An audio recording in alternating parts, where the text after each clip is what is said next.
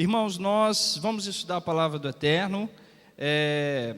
Hoje é a 45ª porção. Eu queria agradecer a presença dos visitantes por vocês estarem aqui, tá? Sintam-se à vontade. Essa casa é uma casa aberta, como era a casa do nosso pai Abraão, aberta pelos 4 cantos para receber a todos.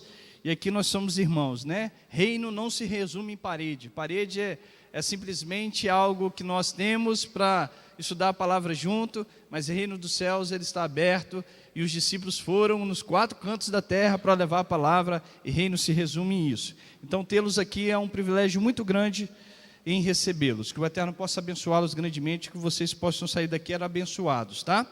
Essa casa é uma casa composta de descendentes de judeus e de a maioria não, mas nós estamos aqui ligados com a nação de Israel, os nossos pais espirituais, e nós procuramos resgatar esse princípio da fé judaica para os nossos irmãos cristãos, com todo carinho, com todo respeito, entendendo que nós não somos o dono da verdade, o dono da verdade somente é um. Quando chega aquele jovem diante de Jesus, de Yeshua, fala, bom mestre, ele fala assim, por que me chamas de bom? Bom só há um. Yeshua estava dizendo que Deus é aquele que emana tudo. Ele é aquele que existe, Ele não veio Ele é aquele que ele possui essência, tudo veio dEle, tudo foi formado por causa dEle, porque Ele falou, porque Ele se expressou. Então, quando nós falamos que o dono da verdade só existe um, o Elohim de Israel, o Errad, aquele que é soberano, né? E nós vamos estudar a 45ª porção da palavra. Eu queria só fazer 2 pedidos, irmãos. Nós estávamos tendo essa forma rigorosa de cumprir o nosso horário. Procure chegar aqui às 9h50, no máximo 9h55, para que a gente consiga iniciar o serviço com todos presentes. Eu sei que alguns não podem estar, e eu não estou falando daqueles que tiveram problemas, mas aqueles que podem acordar um pouquinho mais cedo, não se atrasem, para que a gente possa começar o serviço com todos, porque às vezes vocês acabam chegando na hora do serviço e começam a conversar, e atrapalham quem está aqui. Então, se você puder estar aqui, se puder, claro, antes das 10 horas esteja. Vamos ser rigorosos com o horário para que a gente possa cumprir. Hoje eu tentarei terminar ao meio-dia, tá? Irmãos, sendo um pouquinho mais rápido,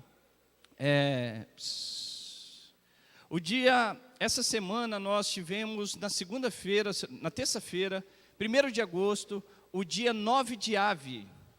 Não sei se vocês acompanham, dentro de um contexto judaico, o dia 9 de Ave, ele é um dia de muita introspecção, de muito rigor, de muita preocupação, de muita oração, porque é um dia que grandes catástrofes aconteceram com a nação de Israel. Então, os judeus, em respeito às situações que ocorreram no passado, é um dia de muita lamentação. Alguns entendem que esse dia foi como se julgado por Deus, né? E grandes consequências aconteceram na nação de Israel nesse dia 9 de Ave. Só para você ter a dimensão desse dia, foi no dia 9 de Ave, que os espias, que a nação de Israel recebeu o decreto do Eterno, que eles passariam 40 anos no deserto depois do pecado dos espias, quando foram espiar a terra. Foi no dia 9 de Ave. No dia 9 de Ave foi a destruição do primeiro templo em Jerusalém. Nesse mesmo dia foi a destruição do segundo templo em Jerusalém pelos romanos. Olha, isso não é coincidência, né? No mesmo dia o primeiro templo foi destruído, o segundo templo também no mesmo dia 9 de Ave. Nesse dia, os judeus foram expulsos da Espanha no dia 9 de Ave. Eles foram expulsos da Inglaterra no dia 9 de Ave.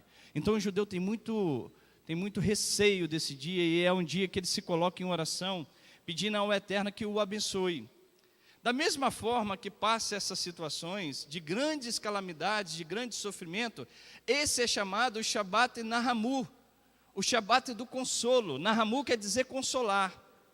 E tem um louvor muito lindo que a gente costuma cantar, que é Nahamu, Nahamu Amin, Yoma Elohei, Nahamu, Nahamu Amin, Yoma Elohei.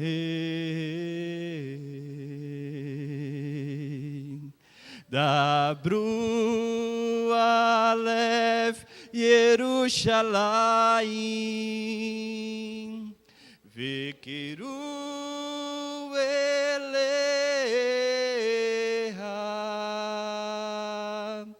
Ki Malat Seva Ki Nitzar Avonai Ki Malamiat Adonai Ki Fly Beho Hatoteha. Olha a tradução em português, que linda. Consolai, consolai o meu povo. Isaías 40. Assim diz o Senhor, consolai, consolai o meu povo. Assim diz o Senhor. Assim diz o Senhor.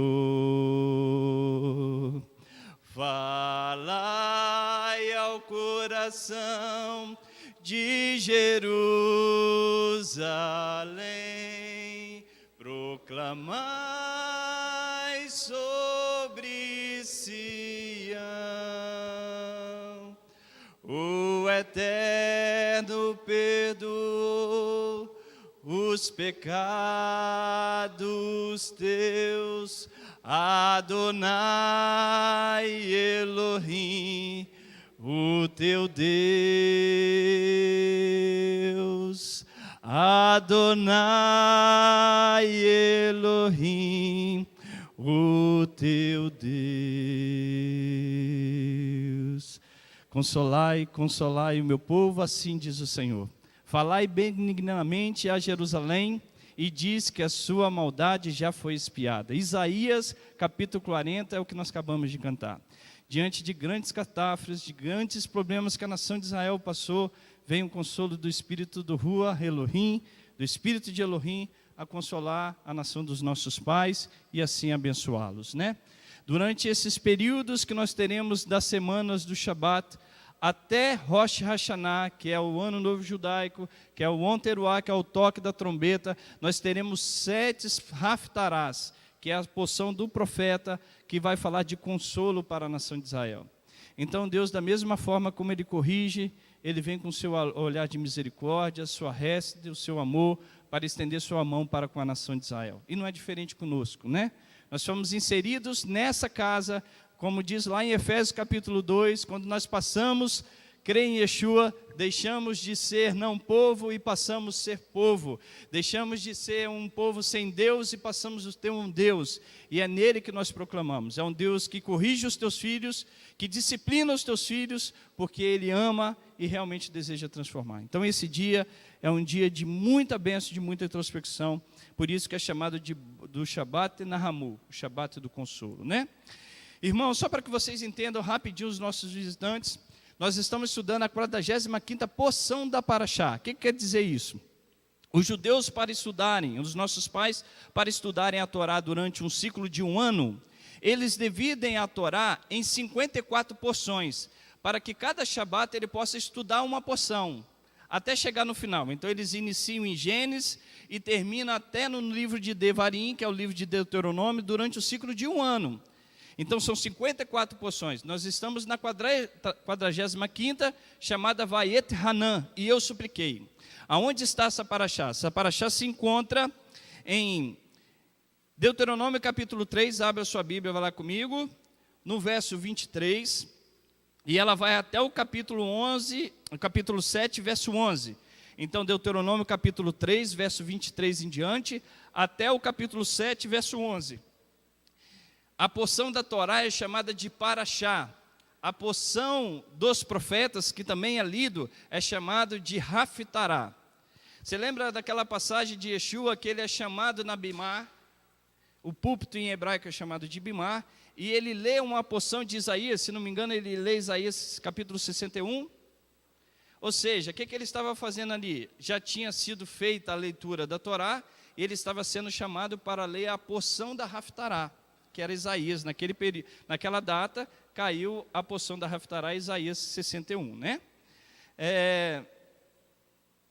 Então, essa paraxá, ela começa em Deuteronômio, capítulo 3, verso 23, vai até o capítulo 7, verso 11. Vaiet Hanan. Irmãos, por que eu gostaria que nós começássemos a ler? Nós vamos ler do verso 23 até o verso 29 do capítulo 3, só para a gente entender um pouquinho, e a Torá aqui já começa a nos ensinar só na primeira palavra. Só na primeira palavra ela já começa a nos ensinar. Em hebraico, ela inicia assim, ó, Vaiet Hanan, El Adonai, Baet Hari Lemo, que quer dizer, eu supliquei a Adonai para que ele possa me deixar entrar na terra. O sentido é isso, né? Quer ver, ó? Deuteronômio capítulo 3, verso 23. Diz assim, ó, também nessa ocasião pedi graça, Vaiet Hanan, eu supliquei. Na verdade, a tradução melhor de Vaiet Hanan é suplicar ao Senhor, dizendo, o Senhor Deus, já começaste a mostrar a teu servo a tua grandeza e a tua forte mão. Pois que Deus há nos céus e na terra que possa realizar obras e feitos poderosos como os teus? Rogo-te que me deixes passar para que veja essa boa terra, que está do outro lado do Jordão, essa boa região montanhosa e o Líbano. O Senhor, porém, indignou-se muito contra mim por vossa causa, e não me atendeu. Pelo contrário, disse-me, basta, não me fales mais a esse respeito. Sobe ao cume do Pisga, levante os olhos para o ocidente, e olha para o norte, para o sul e para o oriente. Vê a terra com seus próprios olhos, porque não atravessarás esse Jordão. Dá ordem a Josué, encoraje-o e fortaleça-o, pois ele é quem passará à frente deste povo e o fará possuir a terra que tu apenas verás. Assim ficamos no vale diante do Bet-peor. Está ali, ó, o nome da nossa paraxá e onde ela inicia, tá? Irmãos, a palavra súplica em hebraico que está aqui é Vaiet Hanan. O interessante é que essa palavra, como eu já falei, a primeira palavra da Torá já está querendo te ensinar alguma coisa. Porque todas as vezes que o agente da oração, a pessoa que está orando, usa a palavra Vaiet Hanan, eu suplico, eu clamo, ele já se coloca numa posição como que se ele não fosse merecedor daquilo que ele está pedindo. Vou repetir, hein? Moisés, quando ele inicia a sua oração, para que ele possa adentrar a terra prometida, na qual a nação de Israel estava prestes a possuí-la, ele usa a palavra Vaiet Hanan. Todo judeu que utiliza essa palavra Vaiet Hanan, eu supliquei, ele já está se expressando diante do Criador, de que ele não é merecedor daquilo que ele vai solicitar. O agente da oração está dizendo, Senhor, eu não tenho mérito daquilo que eu estou pedindo ao Senhor. Quando eu olho para mim e para você, talvez, é lógico que eu não vou olhar isso para você e vou dizer que você não tem mérito. Eu posso olhar para mim e dizer para minha pessoa. Eu posso dizer que quando eu olho para as minhas orações e clamo a Deus, eu tenho esse sentimento de não ser merecedor daquilo que eu estou recebendo. Mas Moshe Rabino, Moisés, o homem que falava com Deus face a face, um homem que tinha lutado durante 40 anos, minha irmã, para estar ali e lutou, passou as dificuldades, teve reclamação, teve murmuração contra ele, tentaram apedrejá-lo, tentaram matá-lo, criticá-lo, falaram mal dele, e ele lutou, ele zelou por aquele povo, ele amou aquele povo. Ele fala assim, Senhor, eu te suplico, e eu não sou merecedor do que eu estou suplicando. Deixa eu adentrar essa terra. Irmãos, olha o exemplo que Moisés está nos dando. Olha a situação que Moshe está nos representando. Se ele, que labutou e lutou tanto para a nação de Israel chegar àquele momento, que ouviu tantas murmurações, que viu os grandes milagres realizados na vida dele, ele chega para o Eterno e fala assim, Senhor, eu não sou merecedor do que eu estou te pedindo. Os rabinos falam que Moisés orou 515 vezes, Jorge, de modo diferente, para que o Eterno deixasse ele adentrar a terra, porque eles entendem isso, porque a numerologia, o valor da gematria da palavra Vaiet Hanan é 515 vezes. Ele orou 515 vezes, pedindo ao Eterno para que deixasse ele entrar na terra prometida, e o Eterno fala, basta, não fala comigo a respeito desse assunto. Olha como que nós somos. quanto a situações que nós não somos merecedores. Isso, os rabinos não estão impedindo as pessoas de pleitearem algo diante de Deus com mérito, que vocês busquem o mérito, não é isso. Só que o mérito, aquilo que você fez de bom, nunca pode ser o verdadeiro motivo pela qual você está pedindo a oração. Porque diante de Hashem, ninguém é merecedor de nada. Veja como a graça sempre foi presente na Torá. Quando ele estava falando assim, Senhor, me faça adentrar nessa terra prometida, de forma que eu estou te suplicando e eu não sou merecedor, ele está falando, desconsidera os meus erros, as minhas imperfeições, e me deixa adentrar. Quando eu estava lendo e estudando isso que os rabinos falavam, eu lembrei quando Paulo chega e ele fala de um espinho que ele tinha na carne, e ele tem aquela revelação que Yeshua chega para ele e fala assim, a minha graça te basta, a minha hesed te basta, a graça do Eterno basta para nós. Não é o mérito do pastor Rocildo, não é o mérito do Francisco. O primeiro ponto que precisamos ter para receber algo de Hashem é reconhecer que nós não somos merecedores de algo. Porque, irmãos, se nós entendermos que somos merecedores, primeiro passo para que a gente não receba é esse. É o primeiro passo. Não somos merecedores de nada. Porque quando você coloca numa situação que você não merece, se você recebeu ou não, você vai entender e vai continuar servindo ao Eterno. Agora, se aquilo é a coisa mais importante para você, se você acha que você tem mérito, você pode saber que aquilo vai te impedir. Aquilo o Eterno não te dará. Esse princípio Yeshua nos ensinou. Se você for comigo em Lucas 18, vai lá rapidinho. E eu vou falar aqui durante os nossos estudos, para que você saiba como que Yeshua era um rabino, um judeu, que ensinava em linhas com seus pais, com seus irmãos. Em linha com a nação de Israel, em linha. Quando Yeshua era chamado de rabino, não se chama uma pessoa de rabino se ele não ensina a Torá, se ele não é um professor da Torá. Se chama porque ele tinha uma similitude com a nação de Israel, com os rabinos da época, Rabi. Por que chamava ele de Rabi? Porque as pessoas o viam ensinar. Ensinar o quê? A Torá. E você vai ver durante o estudo como que isso é presente. Lucas capítulo 18, verso 9, diz assim, ó. Olha Yeshua ensinando esse princípio. Aqui ensinado também por Moisés, né? Yeshua 18, Lucas 18, verso 9, diz assim, ó. Yeshua, Jesus disse a parábola a alguns que confiavam em si mesmos, crendo que eram justos e desprezavam os outros. 2 homens subiram ao templo para orar, um era fariseu e o outro era cobrador de impostos. O fariseu em pé orava consigo dessa maneira, ó Deus, graça te dou, obrigado Alberto, porque não sou como os demais homens, ladrões, injustos e adúlteros, nem ainda como este cobrador de impostos. Jejuo 2 vezes na semana e dou os dízimos de tudo o que possuo. O cobrador de impostos, porém, estando em pé de longe, nem ainda sequer levantar os olhos aos céus, mas batia no peito, dizendo, ó Deus, tem misericórdia de mim, pecador que sou. Digo-vos que este foi justificado para a sua casa, e não aquele. Pois qualquer que a si mesmo se exaltar será humilhado, e qualquer que a si mesmo se humilhar será exaltado. Esse é o princípio que Moisés está ensinando. Não sou merecedor de receber o pedido que eu estou lhe fazendo. Não sou merecedor.